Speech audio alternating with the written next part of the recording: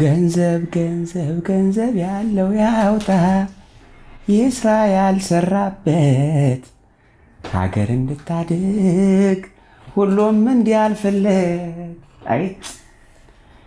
አይ መሐሙድ እኔም ብለው እናንተ የዛሬው እንግዲህ ሀብታም ነው አሉ። በጣም ህዝብ ያውቀዋል። እዚህ ታዋቂ ነው። መረጃው ደርሶኛል። ከሀብታም ጋር እኮ ጨዋታ ደስ ሲል። ሀብታም ነበርክ እንዴ? አይ የሀብታም ልጅ ነበርኩ። እሱማ የሀብታም ልጅ ነበርኩ። የአባቴ ሀብት ተቆጥሮ አያልቅም ነበር። እንዲያው እኮ ይገርመኛል። የአባቴ ሀብት ተቆጥሮ አያልቅም ነበር። በቅምጥል ነው ያደግኩት። በቅምጥል አድጌ ከዚያ በኋላ ሀብት ውረስ ስባል አልፈልግም በራሴ ሰርቼ አፈረዋለሁ ብዬ እምቢ አልኩ። እምቢ አልኩት። ምን አባቱ አንተ የካሜራ ሰው እየሰማኝ ነው እኮ። አለባበሱም ደስ ይላል። ሀብታም ግርማ ሞገሱ። እኔ ሀብታም እወዳለሁ። ስርዓትም አለው። ስርዓት ያውቃል። የምንጫወተው ጨዋታ ደስ እንደው ይታየኛል። ደግሞ ምን ፖድካስቱም ቁሞ ነበር። እንዲያው ፖድካስቱም ከሚቆም መጣ። ይግቡ። የተከበሩ የተወደዱ ይግቡ። ቆይ አንተ ሰው እየጠበቅኩ ነው። ማነው አንተ? ምን ሆኖ ነው?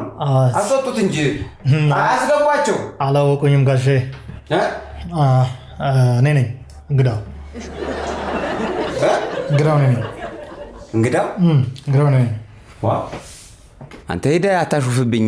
አንተ ረዳት ካሜራ የሚሰራው ልጅ አይደል እንዴ? እንግዳው እሱ ነው። ምን ነው አነስክ ደግሞ? ግርማህን የጥለህ ነው አለባበስህ። ሀብት በልጅነት ስለሆነ ቀለል ብዬ መኖር ነው የምፈልገው። ቀለል ብዬ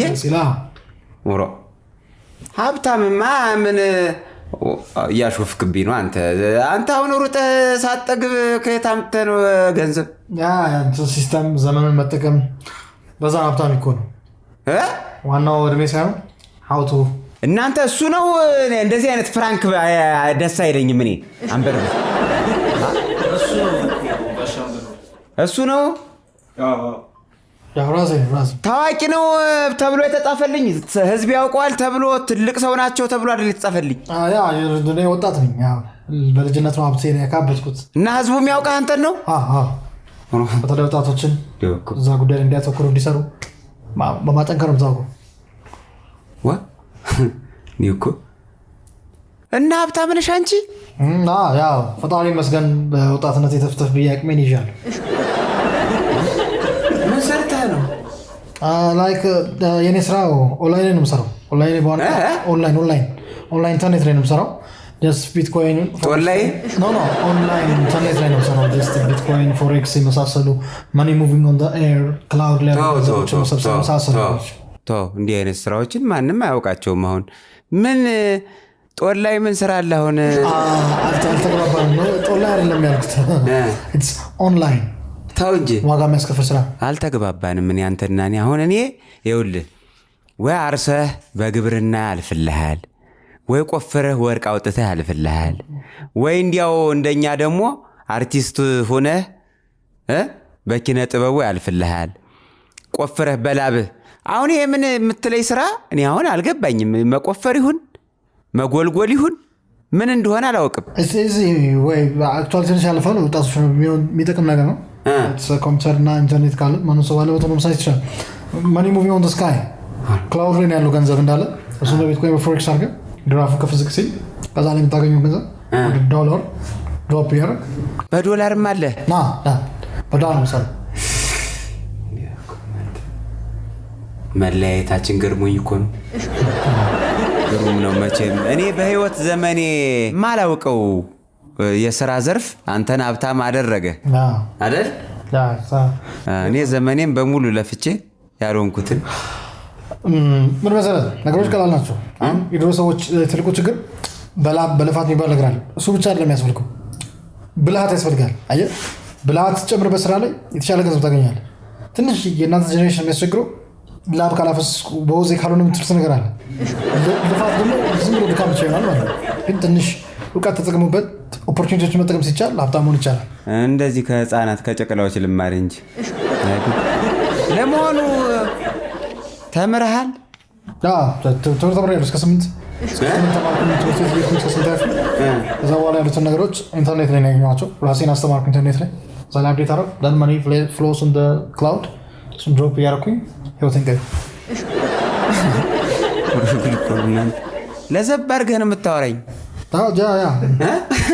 እንዲያው እኮ እናንተ እኛ ግን እንዲያው ሀገር ቤት ሁነን ለትምህርት ምን አይነት ትኩረት ሰጥተን እንዴት እንደተማርን ታውቃለህ? ግን እንዴት እንደተማርን እኛ ልንገርሃ።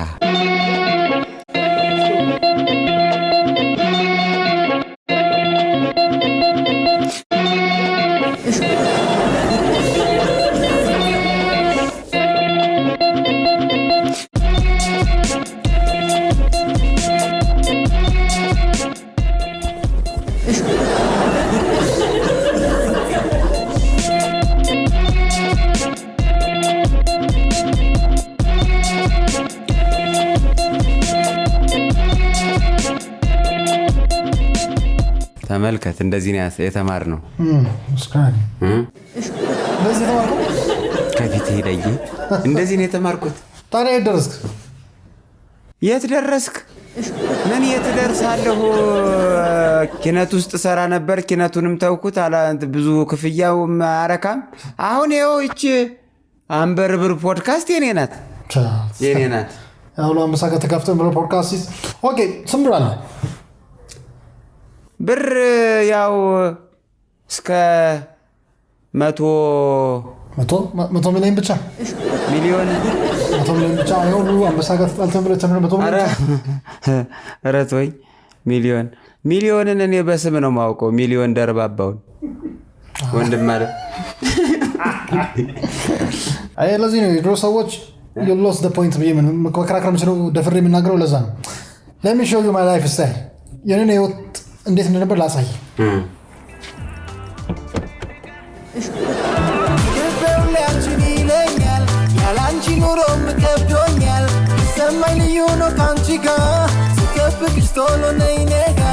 ዋጋን ጋይስ እንዴት ናችሁ? ዩሬዲ ነው።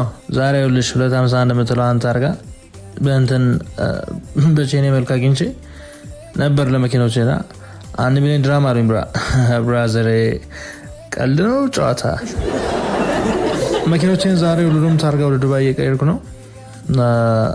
ለዝጌር የቀሩትን አክቹዋሊ ስንት መኪና ነው ያለኝ? ኖ ታርጋ ኖ የዱባይ ሁለት ነበረኝ፣ አሁን 3ኛ ነው። ሌላ ደግሞ ማስታወሳችሁ ለሚሾው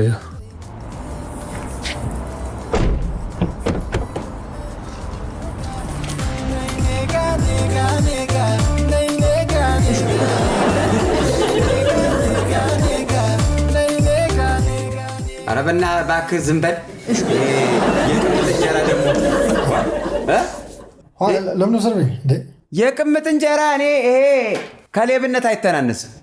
በእውነት ነው ከሌብነት አይተናነስም። ሳትለፋ ሳትወጣ ሳትወርድ ያገኘኸው እንጀራ አይበላም ደግሞ አረካም። እኔ ሰርቼ ጭንቅላቴን ተጠቀሜ አይምሮዬን ተጠቀሜ የተለያዩ ነገሮችን ጎርጎራ ያመጣው ሰው። ስለዚህ የእሱ ላማለኝ በሰማይ ነው የእሱ። እኔ የአባቴን ምክር እኔ ልምከራችሁ